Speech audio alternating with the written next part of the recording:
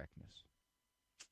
Thanks, Andrew Kruchek, for all you do over there at Ann Arbor, as this is a co-production of the EWTN Global Catholic Radio Network and the Ann Arbor Radio Communications. Andrew Kruchek is my producer man, and he edits all these calls. I appreciate your company.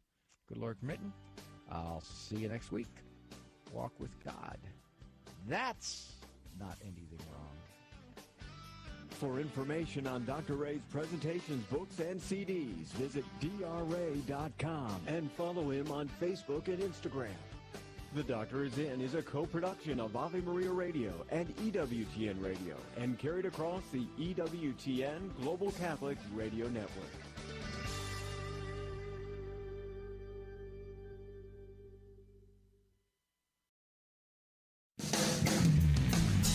Transmitting the treasures of our Catholic faith to your radio every day.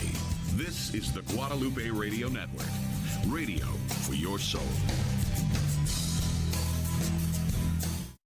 Hi, this is Dave Palmer here at the GRN. Do you have time to be a volunteer for your local Catholic radio station? We are currently looking for a number of people who can volunteer to help us spread the word about the GRN here in North Texas. If you're interested in hearing more about this volunteer opportunity, please contact me as soon as possible via email at kath@grnonline.com. That's kath@grnonline.com, or you can call me 972-757-2990. I look forward to hearing from you.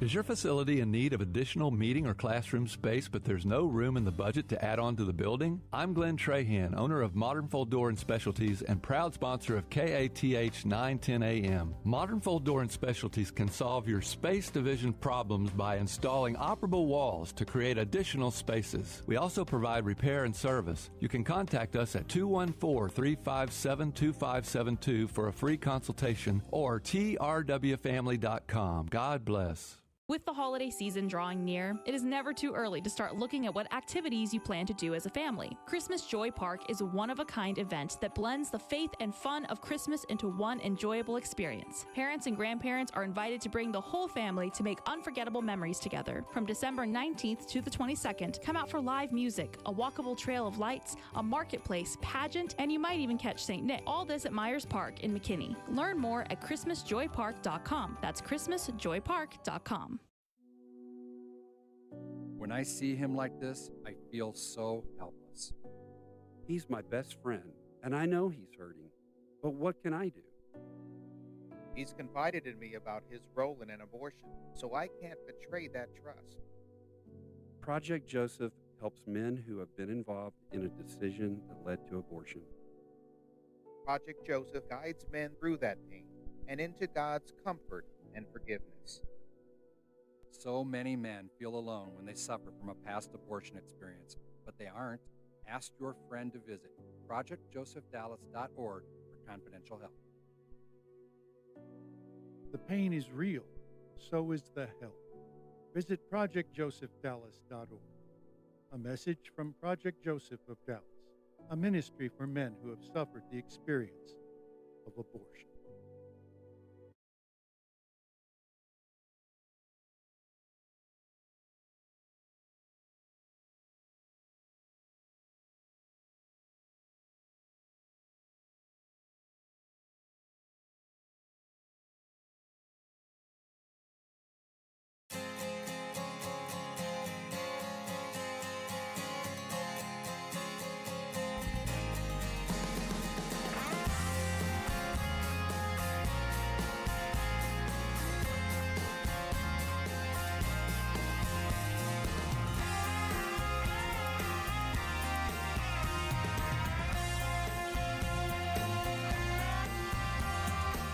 Welcome to Back to the Father, a show about the journey of life focused on our final end, which is God Himself, our loving Father.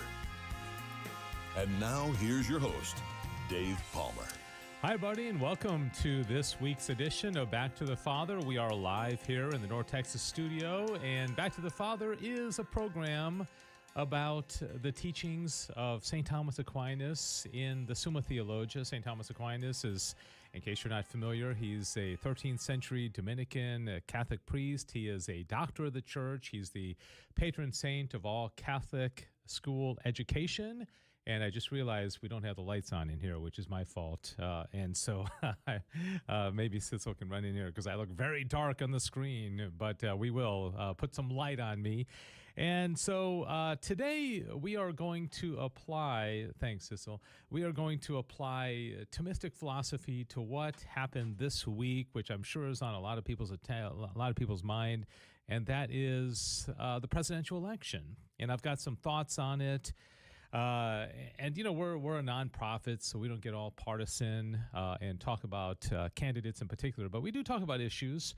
And I've got some thoughts, and I would love to know your thoughts as well. If you have anything that you want to say about the presidential election, especially as it has to do with principles. And I guess, and what we'll do is do a few things in light of the teaching of St. Thomas Aquinas and the presidential election, is talk about things like the 4 kinds of law and also different isms like pragmatism, utilitarianism, and existentialism, Marxism, because that did play a part in the election because it came up because Kamala Harris's father is I believe, at least what I've heard, is that he teaches Marxism. And I think at the college level or something like that. So there was some kind of connection there between Kamala Harris and at least her father. Not saying that she's a Marxist, but I think her father at least teaches it. And so that's what we're going to do. And I wanted to also thank Eric Bonenberger and Chad Simpson, because last night I spoke at an event in McKinney, Texas. It's called the Claritas Men's Group. And I was speaking about William of Ockham and nominalism and realism. And boy, I was, so I don't know if you've ever given a talk like this or been invited to speak at a group, but, you know, you'd have to be a super, amazing, virtuous person to not at least think a little bit about, is anybody going to show up? Does anybody actually want to hear anything like this? And I was so happy, and I think it was more the topic than me. There were a few people that came because they're friends of mine and people that that said they heard about it. They wanted to come to see me and all that. But I think most of them were there because the topic was interesting, and also the timing, 2 days after the presidential election. Like I said to them, I said, it's either, you know, your candidate doesn't win and you're ticked off and you want a scapegoat so you can blame Occam and you want to hear about it, or your candidate won, you're excited and you just want to be with friends and have some bourbon and meat and a cigar and celebrate. So I think either way it was a win for this particular topic on the show. So anyways, it was a good turnout. I think there were about probably 80 people or so. And I asked him before the talk started whether anybody had any familiarity with William of Ockham and nominalism. And a few people knew about Occam's razor, but very few people knew what nominalism was. And so what I want to tie in is, and we talked about this before because Sissel had asked me to speak to her young adult group at St. Philip's in Flower Mound about a similar topic. And so we've already kind of rehashed this, and so I don't want to go through all that again, but I'd like to tie it into what happened this week because this is something that is on a lot of people's mind, the election and how it all turned out and everything like that. So that's what's going on. And if you are watching and you want to identify yourself and let us know who you are and where you are, we'd love to say hello to you. And we've had international viewers before from Canada and different parts of the world. And, of course, people right here in America as well. So, anyways, good to have you with us. And again, last night, good turnout, good questions, and seemed to be a lot of interest in this topic because I think a lot of people are looking at the way the culture is going and seeing that there's not a lot of respect for truth or absolute truth or anything, beyond the opinions of individual people, which definitely plays into nominalism. And so I think they were interested in seeing what the philosophical roots were of getting us to where we are today.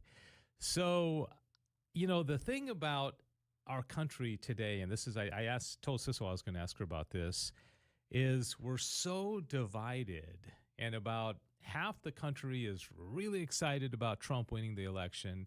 half the country is upset to varying degrees. Some people are like losing their mind, and some people are just like, oh, well, we'll try again in 4 years. But I think the fact that we're so divided plays into the fact that you got to ask yourself, what are the fundamental principles that the United States stands by? I mean, who are we as a country?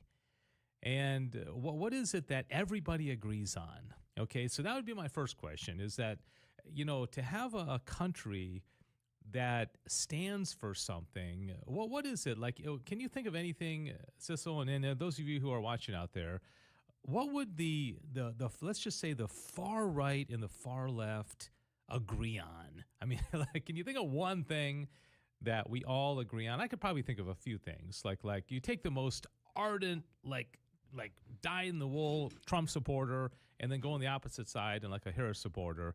What do they agree on? And how many things are there? And if there isn't much, I think we're in trouble as a country, because there are no like principles that bind us. And I think that's the problem. And I think that's where understanding some of these philosophies and, what is utilitarianism? What is pragmatism? Because I would argue that Donald Trump is a pragmatist. I think he's very pragmatic, and I think that's how he was able to build up, and I'll explain kind of what that means, build up this coalition of support among all these different people, and he kind of reaches out here and compromises there, and, is serious. But pragmatism is based on what works. It's not based on any kind of solid principle that, undying principle. It's like if something works, then it's pragmatic, and let's go for it. Okay, so it's a very much of a not as principled of an approach, but it's more, it's pragmatic. That's why it's called pragmatism. So, all right, so you've had some time to think about it, Sissel. Is there anything, what would you say? Is there anything that you could say that these two agree on? I'll start, okay? I think that everybody in this country would say we need to educate our children. Okay, so children deserve an education. So there's one thing. I would say everybody would agree that we need to defend the country. Okay, like I don't know of anybody that doesn't think we should have a military. Okay, so there's got to be some kind of military, right? Of some sort. Now, how strong it is and whether we have nuclear weapons and that kind of thing, those are all questions that we can discuss. All right, Lisa is out there. Lisa Simpson, has she been on before? Have we? I don't know if she's been on Back to Father, but she's an avid watcher of Morning Joy. Oh, is she? Yes, okay. Definitely. Okay. So hello again, Lisa. All right, it's Lisa, we're good to have you here. Lisa, we want to know your opinion on this, okay? Since you're the only person that's actually participated so far there on the YouTube channel. So I think everybody agrees that we need to educate our children, but exactly how we do it, that's going to be up for debate. We need to defend our country. I was going to say defend the borders. I don't think we're in agreement on that. What else? We should... let's see. Some of the things I think about, I feel like we agree, even if it's not like... Sometimes I think the way we word it is differently, you know what I mean? Mm-hmm. Like different people might like word things in a slightly different way, but I'd say that we all have like this idea that we should take care of like our communities and things like that. Again, it's going to probably be coming from different angles of what that looks like, but that we give an example of taking care. I mean, like that there should be a place for us to be able to help with the poor, the people in our community. Now, again, what that looks like and how it's done is going to probably be vastly different across the spectrum. But the fact that there should be a way. Yeah, can I just say, and I really appreciate that you brought that up, because there was a. Have you ever heard of Ayn Rand? Ayn Rand was a female philosopher, and definitely weighed into politics and all that. And she was, she was an extreme libertarian. And she one of the things that she thought was that like nobody has an obligation to help anybody else. Oh, interesting. Okay. And she was an American, and she. You ever heard of the senator from Kentucky, Rand Paul? Oh, yeah. He was named after her. Because really? Because his father is Ron Paul. So Rand, I mean, I've never heard that, officially, but I think without a doubt. I mean, how many people have the first name Rand, right? So Ayn Rand believed that if everybody just took care of themselves, it would be a whole lot better, that nobody should have any official responsibility to help anybody else. Okay, so... And there are some, and the people who like Ayn Rand and like her philosophy. I mean, there are people out there that are like that, But I do think that most people, we could unite in the fact that we've got to help the underprivileged somehow. There's also some people who think that there are definitely people that are out there that don't think that we should have any form of military because they're just pure passive, just don't even think that should be a thing. Kind of similarly to the one, again, it's going to be very different on how people say it, but I do think fundamentally, I think everyone agrees that there needs to be some form of rules, whether or not we agree on what those are and how they're enforced, I think would be something very different. But that there needs, because even when people, it's very popular for people to not want like laws enforced and things like that. But the second that something's wrong, you need help. We want help. Well, it's like the whole defund the police movement. Everyone, that was very you eventually popular. need the police, so you want the police. Very different. But there could be some people that believe in vigilante justice. Sure. People tend to take it into their own hands. True, and they have their own guns. And maybe they think, well, the police are useless. They're not going to really help us anyways. But then the other side of the political spectrum, you may have some people that just they don't trust the police and they want to defund the police, like we saw back in the George Floyd days back in 2020. And but I think we could agree. Like murder is wrong, right? I mean that you shouldn't murder people, okay? Right. So, but then what is murder, and is abortion murder, and it gets is euthanasia very dicey murder after that? I mean some of the it does, and you couldn't even say we shouldn't murder the innocent, because I think the right would say, well, the baby in the womb is innocent, but the left won't even acknowledge that that's a baby in the womb. So the way that I think this ties in to what I talked about last night at the Claritas men's meeting in McKinney is that I think people need to take a much more serious look at this whole thing about nominalism, because nominalism in its core is by definition that you do not believe in universals. Okay, so you see a bird, you see another bird, you see a fourth bird, a sixth bird, a seventh bird, and a nominalist would say there's no universal birdness. There's nothing that binds them together. They're individual birds, and we attach names to it, and they have similarities, but it's just in us. Okay, it's just something they all. A realist would say no. There's actually a nature there. There's something that binds these seven creatures together in a nature. There's bird nature, and it means something, right? And so if you're looking at everything individually, then as a country, you're more prone to think that every individual person can kind of create their own laws, all right? And it's much harder to govern a nominalistic type of society. It's, as I said last night, William of Ockham, who popularized nominalism in the late Middle Ages, Scholastic age, was a huge influence on Martin Luther. Martin Luther loved William of Ockham. And I think the reason why Martin Luther really liked William of Ockham was because Martin Luther was very much like the priest. What was called it was like raw priests, right? You didn't have to have the ordained priest, the individual priests.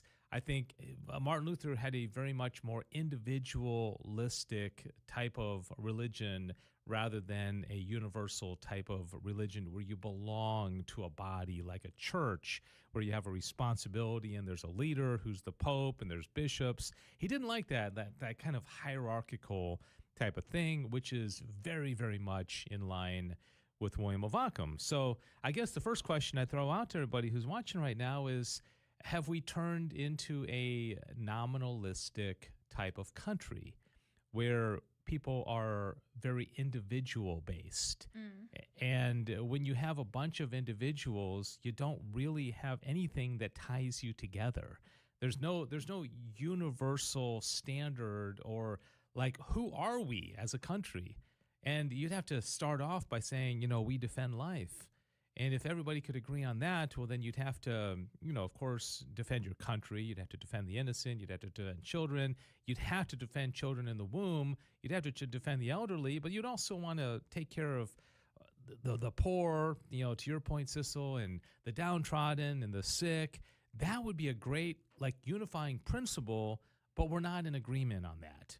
Okay? Not even agreement on the same side on that. Exactly. It's very divided. Yeah, exactly. You're so right. Because everyone has different degrees of, well, I don't agree with, abortion after this amount of time. Even president-elect is fine with abortion up to a certain point. And yeah, you're so right, and that's why I think, like I said a moment ago, that President Trump is a pragmatist. Okay, he does what he needs to do to get a broad coalition of people together. It's like when he he compromised a lot on abortion, and he probably, and again, this is just my guess, is that he probably figured, I've got the pro-life people in my back pocket. Right. These people are not going to go vote for the other side, so it would take a lot for them. They may stay home, but they're not going to go vote for the other side. So I can compromise there, right. And then I'm going to bring in some people from the left who don't think I'm like a really, adamant pro-lifer, and so it's kind of a big tent approach. And then, kind of soft on the LGBT. So you bring in some of the LGBT crowd, and and it's just you're a pragmatist. I mean, that's what it is by definition. You're doing what works. But are there unified principles? Right. The other question I would ask is, could anybody who is really principled and not going to compromise on their principles, and let's just say Christian Catholic principles, across the board, could that person ever win an election in America? I don't think so. I mean, if you say, you remember when during the presidential debate the whole thing about IVF came up? Oh yeah. Or and President Trump, was that IVF? Wasn't it? Or it was one of the things that we fundamentally disagree with him on. I think it was IVF.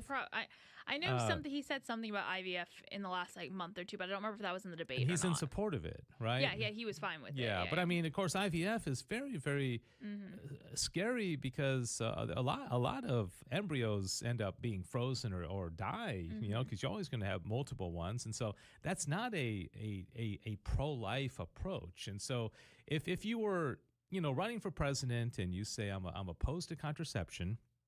Now, even Aquinas would say not every evil has to be illegal. So you might not say contraception has to be illegal, but you could say I'm opposed to it, and I wish it was illegal, but I can't make everything illegal.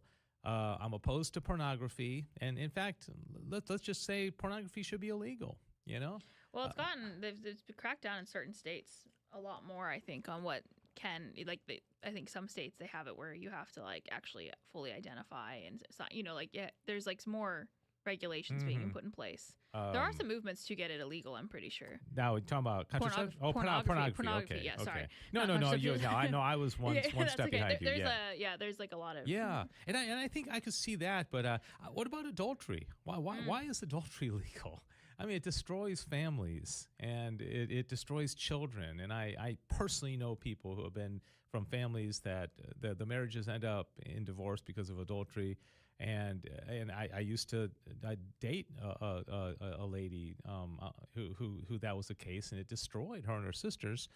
So why is that legal? But again, my point is anybody that actually espouses the kind of stuff that I'm talking about would get so few votes is that they'd be a non-factor. But why is that so? Because I think we've adopted nominalism. We don't have universal principles that hold the country together. It's more kind of individualistic, and then you get all these individual people with all their different thoughts and opinions, and you try to coalesce at least 51% of them, or whatever it takes to win the Electoral College anyways, I guess, in our country, since we're a republic. Huh? Can I catch us up on some comments? Oh, yes, please. Lisa said, if you wish to stop the division, then your media, the printing press, needs to be rooted in truth concerning itself with life, liberty, and the pursuit of happiness. And we all know that has not been the case for many years.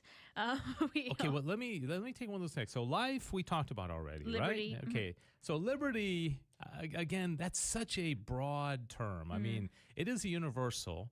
But, Lisa, I know you weren't at the talk last night because it was Claritas Men's event. But Scott Rogie, who's weighing in, he was there last night. And liberty is a universal. But I mentioned about how Socrates, back in the time when he was alive, back in the 4th century, 5th century BC, is that he used to walk around and he would challenge people, because he'd take a topic like justice or courage or friendship or love, and he'd say, "What is it?" And people would give examples of what these things are. I'm an employer, and I'm just with my employees. And he'd say, no, that's not justice. That's an example of justice. But what is that every single every example of justice has to conform to a principle of justice, or the essence of justice, or the nature of it. And that's what I would say the conversation needs to be had in this country. It's like, what is liberty? Right. What is every single example of liberty? Because some people would say liberty means being able to kill your baby in the womb, right? Because I'm free. Right. That was one of the three hallmarks of the French Revolution, right? Liberty, equality, fraternity. Okay, and the French Revolution didn't have a whole lot good going for it. But anyways, there's more comments, right? Yes, Scott Rogie saying, speaking of last night, it was awesome. And he has some ideas for you on how you can expand that talk to 3 or 4 part series, and you should record it. So it's another side project for Dave. Yeah, that's the thing, is that last night, I was given 45 minutes, and that's about as long as I think most people want to hear anybody Attention talk. span, Yes. yes. Even if it's an interesting talk. Sure. But 45 minutes, and so I basically covered the history of philosophy from the pre-Socratics all the way to Jacques Derrida, who lived probably died only in the last 50 years or so, in 45 minutes, and tied in Occam and Aquinas, and there was a lot. But Scott's right. I mean, it really would need more time to really, really flesh this out. But I was very happy for the opportunity. And so, when is Scott Rogie going to be the Claritas men's speaker? That's a good question. Yeah, That's the real question everyone wants to know. I tell people, you just show up enough to these meetings, and eventually you're going to be the speaker, because everybody's got something to talk about. Thankfully, I have not been showing up to the meetings, so no, I guess I'm safe. No. What would be if you had to talk to a group of women and you just had to pick one topic? And because William of Ockham and Nominalism, that's pretty pinpointed. Yeah, that's pretty pinpointed. It's not general, like how to be a great man or something. I don't know. I think probably. I'm trying to think. I'm thinking back on all the talks I've given for our young adult group, because I think there's some people that are more naturally born to be people who go out and talk and share with people, and I don't necessarily think that's been my gift. I do enjoy doing it. I've gotten to like doing it more out of necessity for my young adult group, but that's kind of more like I just have to that's kind of like I have to do that. Well, because you're the leader. Yeah, because I'm the leader. Yeah. Even before I was officially the leader and being paid, I was the person who felt more comfortable to actually put something together. I'd say some of my better ones have been one I did recently on overcoming sin and just sin in general, and understanding it. That one was pretty good. I try to make it lighthearted but also serious. But also because it's sin. Aren't those opposites? Lighthearted in some ways. And serious.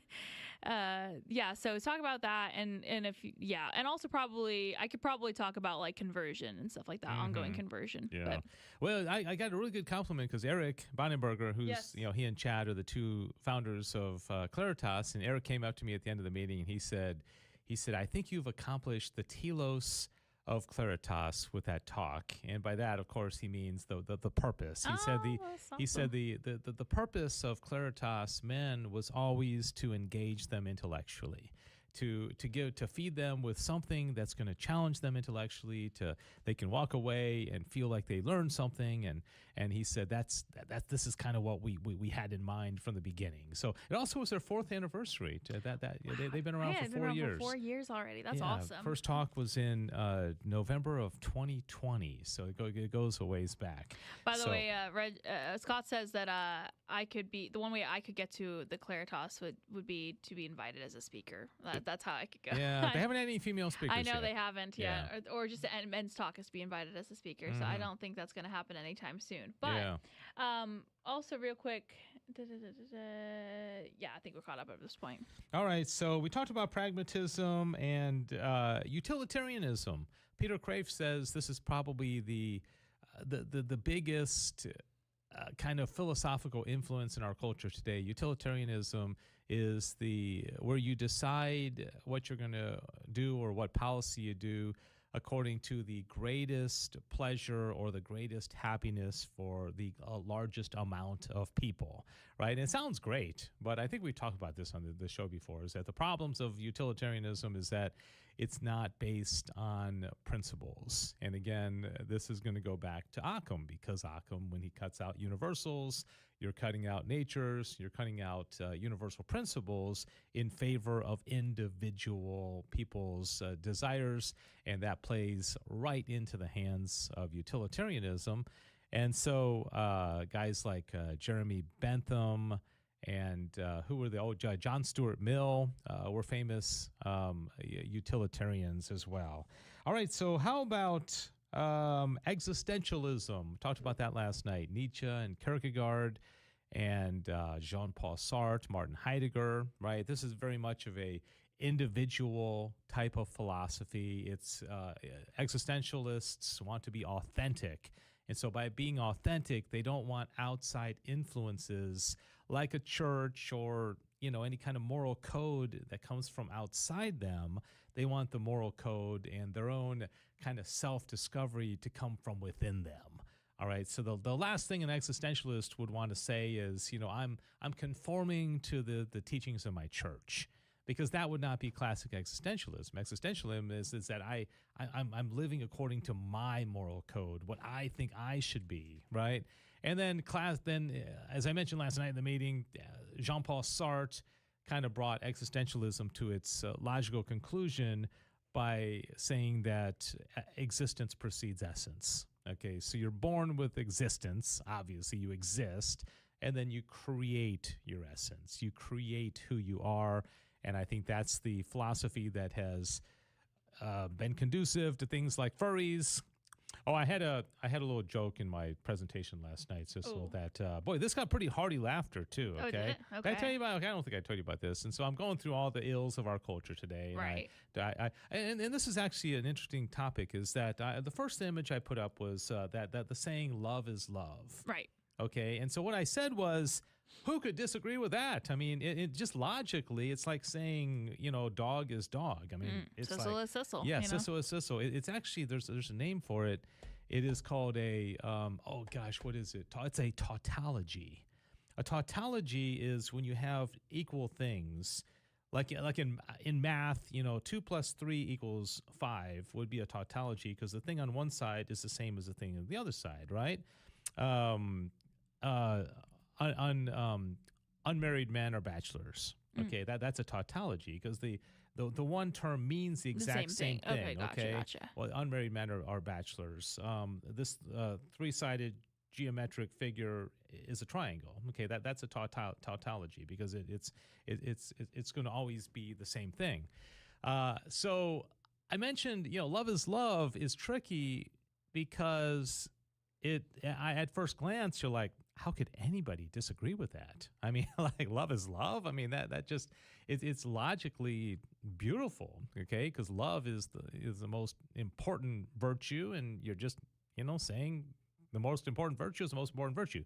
But what I pointed out was that the people who say that, the first reference of love is a particular.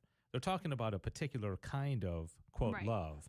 The second one is a universal. Gotcha. Okay, yeah. so love in the big scope, they're saying this one that is the same as this one. Is fitting into that category. Or like saying Cocker Spaniel is dog, right? That's what they're really saying, is that, hey, this type of dog needs to fit into the universal of dogness.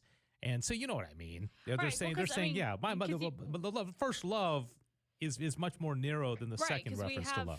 We have the Greeks had several definitions for love, the different types of love. There's eros is romantic love, and agape, brotherly love. So it's not entirely equal here. Yeah. So I mean, it's an interesting thing. So anyways, put that up there, and then I put a picture of abortion, and I talked about how even though, the election went well for, most of us, we thought that we liked the results of the election, but most of these abortion measures in states are not passing. Most of them, Florida passed, but because they had to get to 60%. They were only 57. It was pretty close. It was decently close. So the majority still voted against it, but they just didn't get to that margin where they had to pass it. So most of the country is not pro-life. Okay, that's a problem. And then I talked about, this whole thing about putting tampons in men's bathrooms. And then I showed the transgender flag. Well, now they got their own flag. And then I said there are some children who think they are animals, and I showed a picture of the furries. Okay, we're familiar with that. And then I said there are some grown men who think they are football players. And I put a picture of Dak and CeeDee Lamb up there, the Cowboy players, right? I was wondering what Scott was referring to. He says they can play. He's talking about a picture with football. Oh, yeah. Okay, yeah. gotcha. That was, I mean, that, whenever you try to be funny in a talk and you think it's not going to, hopefully it won't bomb, Yeah. But boy, it got some pretty hearty lauter. I mean, because everybody's. R.I.P. Dak. Yeah, everybody's all, frustrated with the Cowboys and everything, right? What else is new? So anyways, that's that. And so existentialism would definitely branch off. And, and one of the things I tried to do last night is, tie together the influence that certain philosophers had on others. Like the most obvious one is, Marxism, which still is rearing its head in a very, very ugly way in our culture. And we see it pop up at various times where, Marxism just isn't going away. And I mentioned Marx was very much influenced by Georg Hegel, who was influenced by Kant, who was influenced by Hume, who was influenced by Berkeley, and so you go back and back and back. But I think generally, at least in the modern age, you're gonna go back all the way to William of Ockham. Okay, so that was the whole point in the talk last night. So Marxism isn't going away. And so let's see. Any other comments? Yeah, I'm glad a few people are commenting. Lisa was just talking about when we were talking about love, and that not all love is the same. And she's saying like selfless love is to give knowing you can't be repaid back. I think we often in our Catholic teaching talk about when we talk about marital love in particular, it's like willing the best of the other, and so yeah, so that's kind of where we're at. All right, so let me ask you this, something else I brought up last night. Since you have a musical background, and you've been, in kind of a little family band and all that. I was talking about like practical ways to think more universally. I mentioned that, St. Thomas Aquinas says the orders of angels are ordered according to their degree of universality, right? The seraphim are the most universal, and then the cherubim are going to be a little bit less universal, and you go all the way down to the guardian angels, which are the lowest of the orders of angels, and they are very particular because the guardian angel really only has to keep track of one person, right? They've got one person to watch out for. Yeah, Sissel's guardian angel has got to work overtime. Yes. My goodness, what a task that would be to have to go try to get Sissel into heaven. My goodness.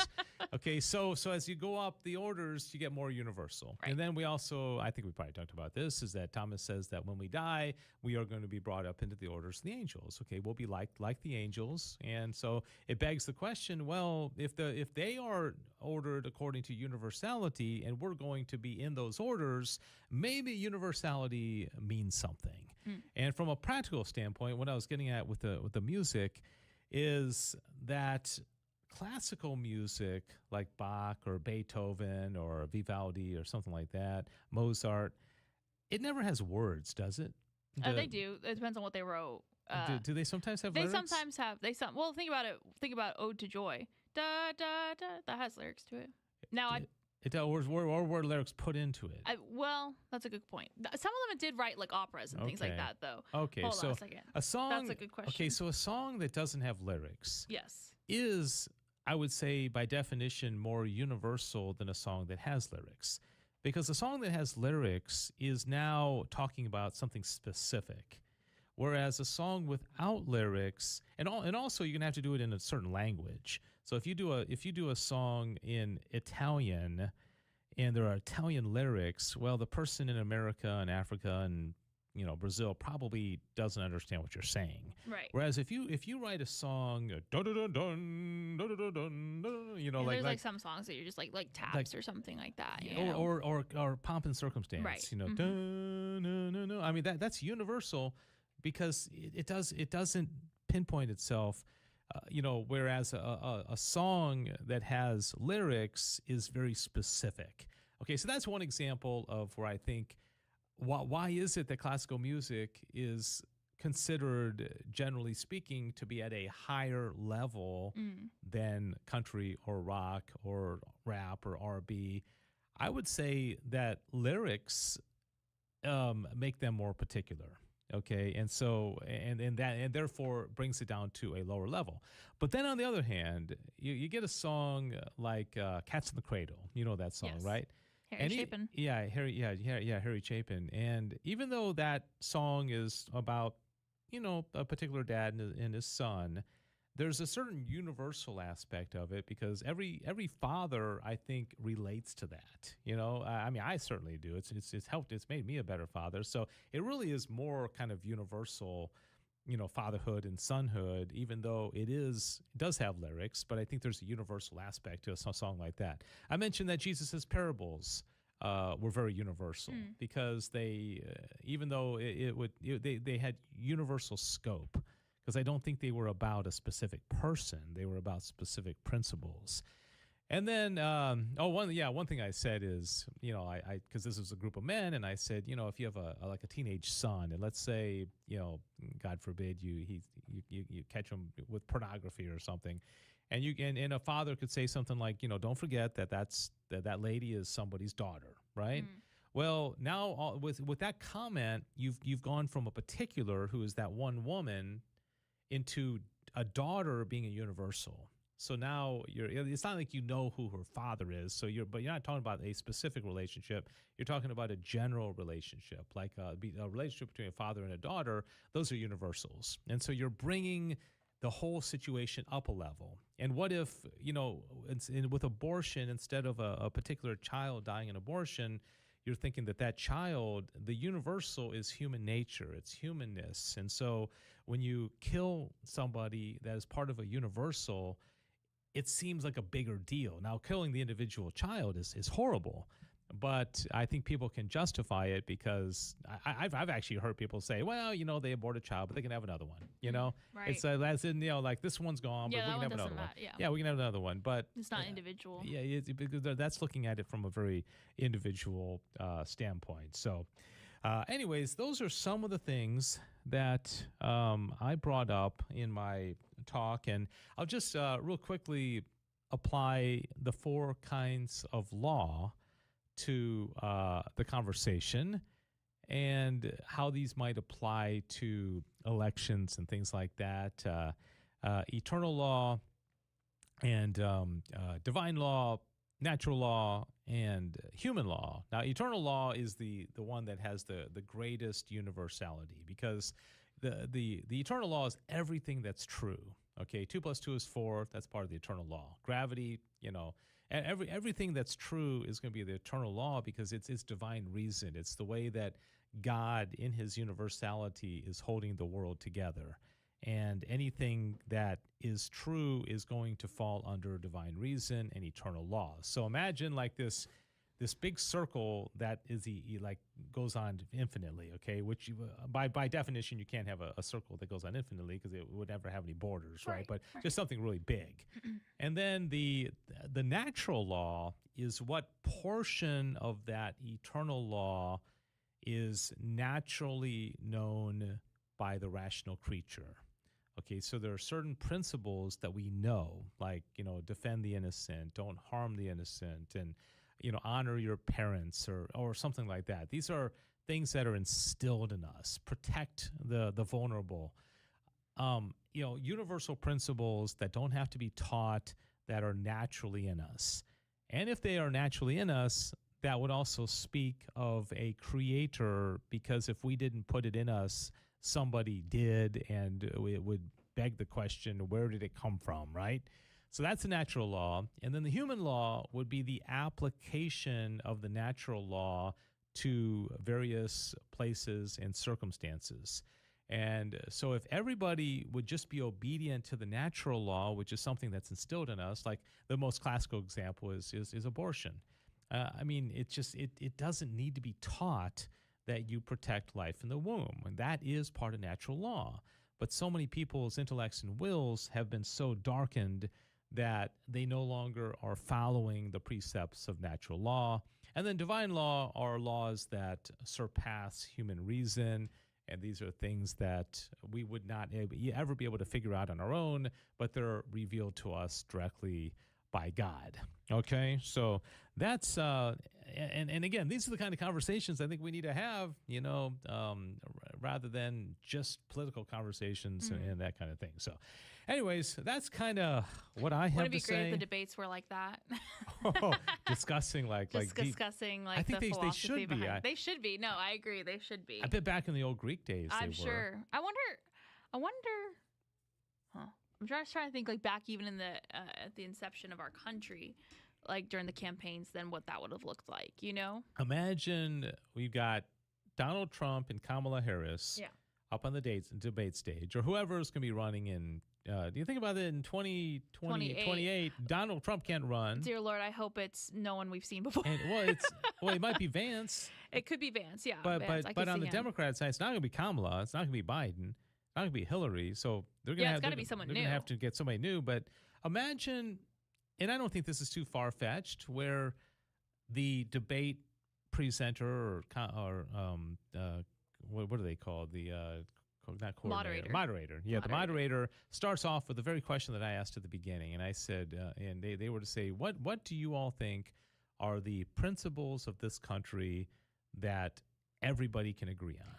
I think we should sign Dave up to be the moderator. That would be so good. You'd throw out all these questions they probably haven't even thought about. I know, really. But think about that. That'd be so good. What would they say? Like if you didn't let them go off on tangents as they always do, and and my campaign, my policies would be, right. Like, or they they kind of answer whatever they want to answer, but like what do we all agree on? Because that's a start. Yeah. So you start off with that, like what, and then if you get both of them to agree on some basic principles, you're probably going to find out that those are going to fall under natural law. Okay, then you get into the natural law question, right? Right. Oh man, sign me up! I want to be the moderator for the next one. Okay. They will keep those debates under control. Yeah. No, I think it's we should raise the level of the questions. And just be a little bit more introspective as a country. I mean, everything is so surface level, and it's gotten kind of stupid. I think a lot of people have kind of just checked out. We're so checked out. All right. Speaking of checking out, see, it was Dave a sign. Has a very smooth segue here. Yeah. Into saying goodbye. We're not bound to a clock on these kind of shows, but I do want to thank everybody who is watching. And, we have an email list, and we'd like to get you on the email list if you'd like to get an email most Fridays telling you what is on the show. We can have a show next Friday? I think we will, won't we? I think so. I don't think there's any reason we can't. No, we'll have one next Friday, and then I think one more before Thanksgiving. Because it'll be Black Friday, and we have that day off. Yeah. Not to be camped out at, stores necessarily. I've never shopped on Black Friday. I never even entered a store. I have, but I've always gone like late in the evening more as a browsing, just like because I have the day off sort of thing. One time I brought a coupon for a food processor. That was really important to me. Are they starting to stay open on like Thursday now? Didn't they move it into Thursday or open Thursday night or something? I honestly think the pandemic kind of killed Black Friday. It's not nearly as crazy as it once. You remember like while ago, it used to be like people camping out. Oh yeah, on Thursday and fights and stuff. It was crazy. We don't really do that anymore because it's more gone to online shopping. I think it's not less about the in person. I remember on like, and it's so crazy because it was like Thanksgiving Day, and I was driving, I think, out to Plano or to my mom's house or something, and it's like 4 p.m, and there were people camped out in front of stores for probably like the next morning when they open. It's like that's your Thanksgiving is like sitting in front of a store. I'm trying to think. Like I love a good sale and I love saving money. And if there's something that I would like or I need to purchase, especially like appliances, I understand wanting to get that sale, but I can't. My parents used to get up pretty early on Friday, but not like crazy. And they used to, because my dad would get stuff for his business and things like that, and they would try to, again, save some money. But I can't imagine doing that on Thanksgiving. I also think it's awful that we would make the employees work on Thanksgiving for that. Yeah, right. For that. Right. Yeah, just I think everyone should peace out in Turkey. That's crazy. So, by the way, Scott is a little offended that we're ending early. Oh, really? Because we're going to close early, and I said, I'm sorry, I can buy us time and talk about the monkeys. Well, Scott, if you want us to stay on, you have to pose a very, very provocative and interesting question. to us, something that will elicit a longer discussion and conversation. So it's up to you. You've got 1 minute It's in your to come up hands. with that question. Now, you said something about the monkeys? Oh, yeah, I said Is that that I a joke? could buy time and talk about the monkeys. Like, I can always find something to talk about if we need to fill time. That's What would all. you? I mean, you said, what would you say about the monkeys? I would just start listing random facts about the monkeys. And you really like them, I love the monkeys. I dress up as a monkey man for Halloween. really? Yeah. I Wow. love the monkeys. Now the monkeys. What's their big song? Probably the one that people know nowadays is "I'm a Believer." Yeah, Yeah, I actually that's- like that song. It's a good song. It was written by oh gosh, why can't I remember? Neil Diamond. Neil Diamond wrote it. So. Oh, Scott gave us his question. That is a good philosophical question. Can you really save money by spending money? That's a good point. I think obviously anytime you're going to spend money, it's not saving money. However, I think if you have something that you like, your vacuum cleaner dies and you need a new vacuum cleaner, you can save money by going and getting on like a sale day like that and spending less money than you would, because I'm not saying that you have to have a vacuum cleaner, but I'd say it makes most people's lives a little bit easier. I like the nicer. whole idea of like saving time. And that makes no sense. Like I'm saving time. Saving Because time you to can't do save what? time. I mean, Oh, it's, yeah. you know, I mean, philosophically, you Right. can't save time. So you're like saying is sweeping versus vacuuming is saving Yeah. time? I mean, to be honest, in my house, my house that I'm living in now, we have more hard floors downstairs than we usually have. Sorry, Scott's doing Monkeys lyrics in the So comments. I heard there's a philosopher that I follow on YouTube, and his name is Dr. Daniel Bonovac, and he's from University of Texas. A really, really good, engaging teacher. I like him a lot. And he told you know who Stephen Wright is? So Stephen Wright is a comedian guy, the real deadpan guy. Yes. And he said like a joke that this philosophy teacher thought was really funny. And he said that, I guess the Stephen Wright joke was that he said, somebody broke into my apartment and stole a bunch of stuff, but left behind exact copies of what he stole.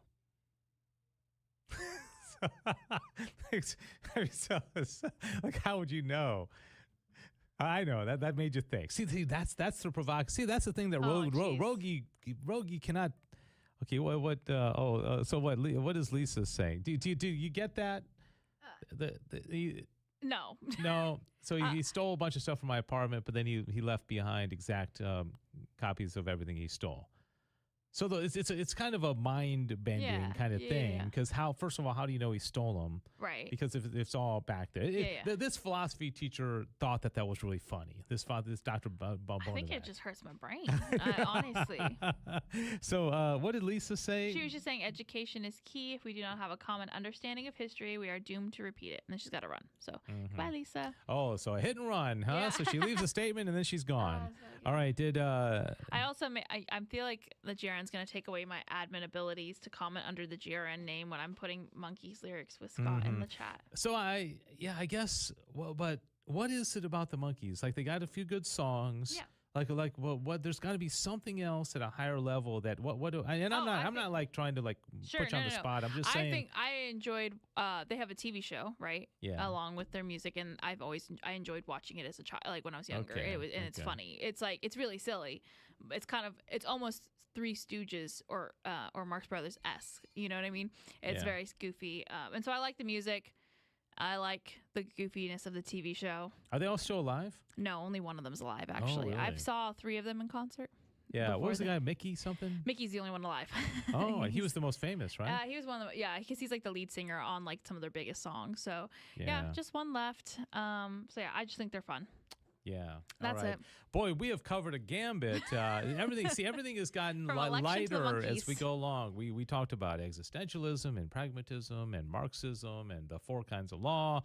And then we start talking about Thanksgiving, the monkeys, and nothing wrong with those. Black Friday, and it's like, okay, time to go. All because Rogie doesn't want us to close the show out. Scott says that they were super funny, and he's mentioning one of the members was from Dallas, and his mom also invented whiteout. Random fact for you. Like liquid paper? Yes, his mom invented it. They were very poor, but she invented liquid paper, and Mike used to go on the streets of Dallas to sell it before he became a monkey. And now you don't need it. Now you don't. I still own it. I'm going to be honest. I still own it. I still need it from time to time. I remember when I was a kid, like grade school, when I went to St. Patrick's, my friends and I used to go over to the liquid paper factory and go in the back, and we'd go into their trash cans, and we'd get all the liquid paper that they had thrown away. And then we'd bring it to school, and for some reason, we were just fascinated with liquid paper. It's a very interesting thing. Yeah, and so we'd have all the different colors, and of course the white was the big one. Sure. But I just remember we always had tons of liquid paper, and we'd trade it, and it was like a big deal. I mean, we just loved liquid paper, and we loved going and finding it. So, yeah, now you know. Mike Nesbitt. If you ever hear a Monkey song, just say, one of these guys, well, mom. She must have made a lot of money. Oh, yeah, that's a funny thing. So he grew up with very little money, but once it actually took off, and then after his mom died, it left quite an estate to him. He didn't need to, he became quite famous and rich in his own right because of the Monkeys, but yeah, he was doing pretty well. All right. Okay. Despite what Scott says, we are going to wrap up this show, and thank you, Scott. Thank you, Lisa. It really messes up Mike. Oh, man. Yes, I would say that would not be good. Isn't that like a blonde joke or something? Probably. Yeah, that's, I think that's a blonde joke. All right, Scott, thank you so much. God bless you, my brother. And thank you, Sissel. Thank you all for watching. And if you're watching this on a recorded basis and you want to join our email list, just email backtothefather@grnonline.com. And we'll be happy to send you reminders every week about the show. Have a great weekend.